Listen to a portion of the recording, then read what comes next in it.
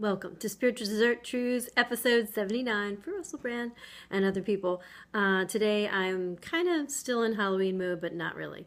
I'm sorry, I got like tons of pictures to go through and post, but it's screaming at me. Revolution, revolution, revolution! Ah! Coming back to revolution.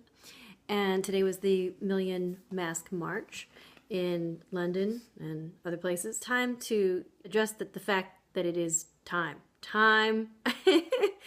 to really address some of these issues that are going on. It's just ludicrous. If you're an MP with all of that ridiculous money, why would you buy something and kick people out? It's disheartening. 93 people devastate their lives. For what reason? They don't have it. It just doesn't make any sense. If you have plenty, why would you bother to do that? It just seems heartless.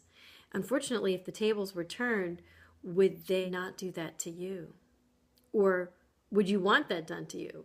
Put in the position, no money, and you're not able to live somewhere else. Would you want that done to you? We all know what that answer is. So, God picked the page. Do what you got to do. Just remember, those are not your oxen. I just remember what part that's from. It's really funny. Reading right before this, because I'm at the part right after. But go to the part right before. It's funny. Oh my God. Anyone who claims to be operating on a model designed to fulfill the will of Jesus or Allah or Krishna or anyone who isn't first and foremost dedicated to the union of all humankind in service of the needy is on a massive blag, whether that's hillbilly situationalists like the WBC. I was there for that. I handled them really well. Full of love, which was a shock. I think anybody else would have been like getting angry. For their disrespect. Or self-serving neoliberals or Taliban gangsters. Any American politician who says that they're Christian must have as their uppermost priority the removal of the moneylenders from the temple.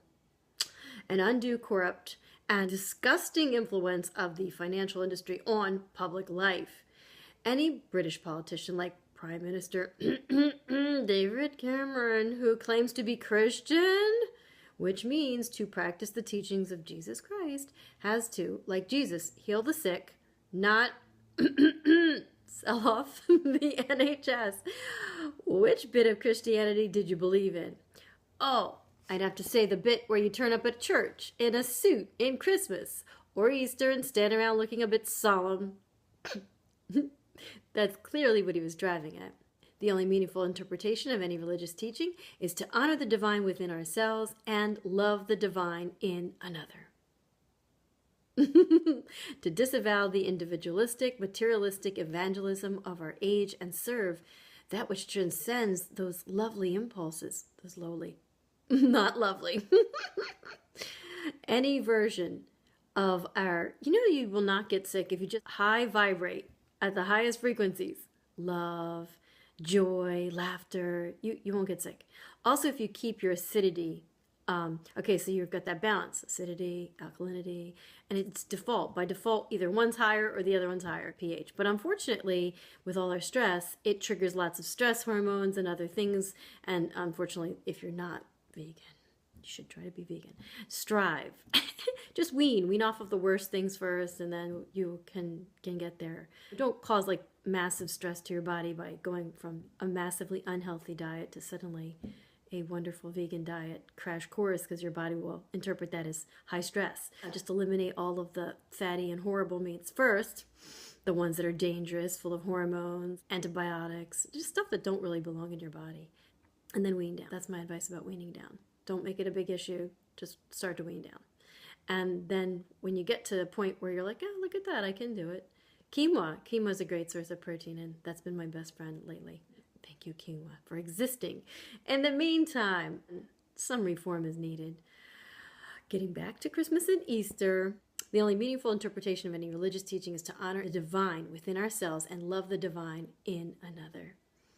To disavow the individualistic, materialistic evangelism of our age and serve that which transcends these lowly impulses.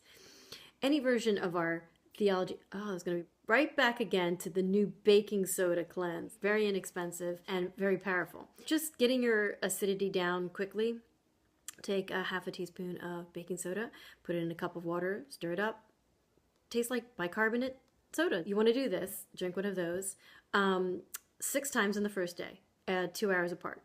Start in the morning. Next day, you want to do 4. Third day, you want to do 2. Next day, you want to do 1.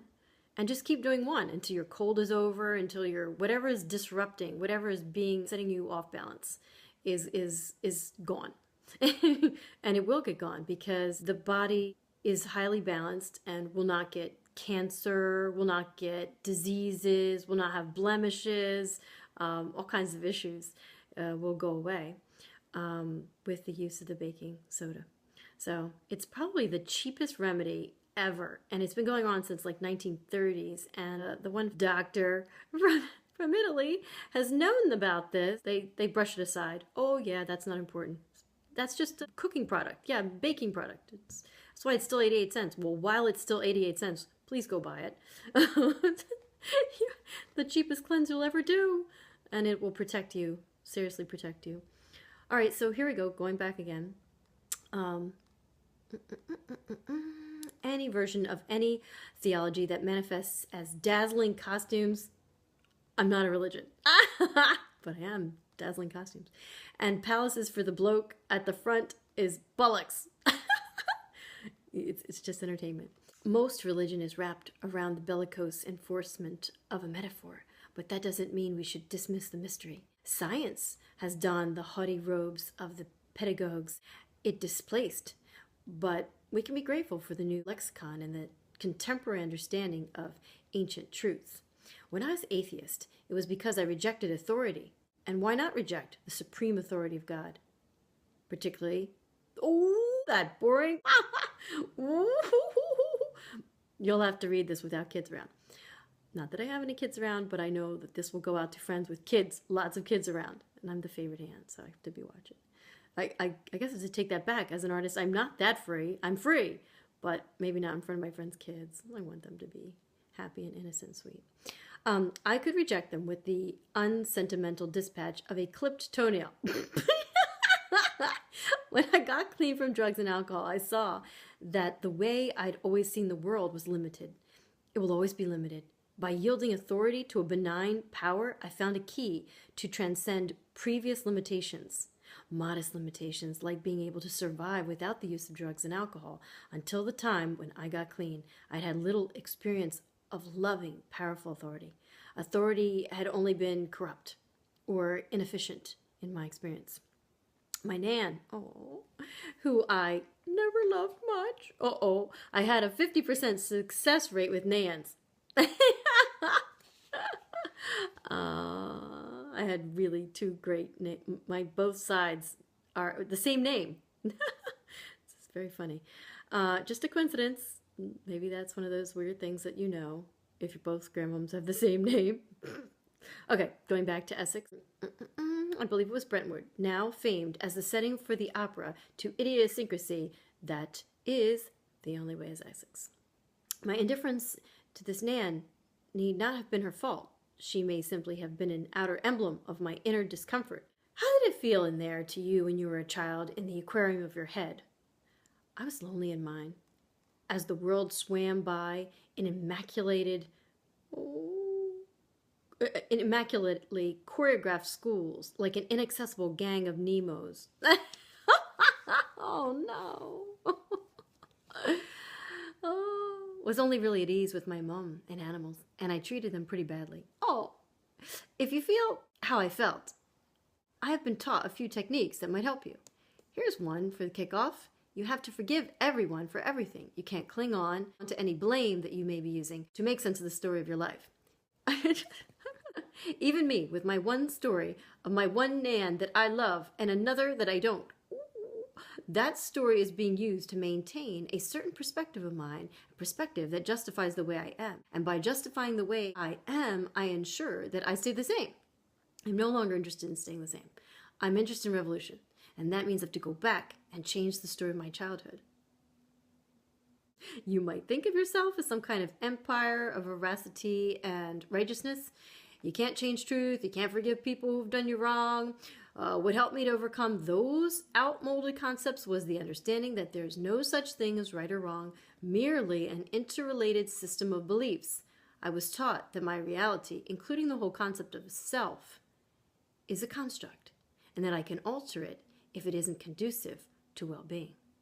So that's the other thing I was going to say. We're like this hologram that was invented by you, and anything you believe strongly enough becomes your reality. So you believe this construct, this me that I am, me that's in little braids and a hat today with some fun, funky, complementary colors, because it's cold. But that's all relative. I believe it's cold, and therefore it is. It could be the warmest day ever, but if I decide I believe it's cold to me, then it's cold. And that's pretty much what reality is. It's your beliefs that build a case. That case could be really strong or it could be really weak. But in either case, you believe it. And anything you believe will become your reality. So you really need to pick and choose, because if you want a revolution and you want to believe, you desire, you can't say want. Want means eternal longing. So using the word want doesn't help you at all. But using the word desire identifies you with the frequency of what you desire, and hence puts you into the future in the frequency where you have that desire. I think that the most trickiest part is applying your knowledge. Lots of understanding, lots of wisdom. But now how do you take it and apply it to this very sometimes banal existence? You know, like laundry, dishes, keeping things clean, wiping the floors. I mean, it's banal. Are you kidding? What? That shouldn't exist in such a holy dimension. But for some reason, I believe it still exists, and it does. So there it is, cleaning. I think that's going to have to be edited because it's already too long. Oh. More tomorrow. Love you. Kisses. Pleasant dreams.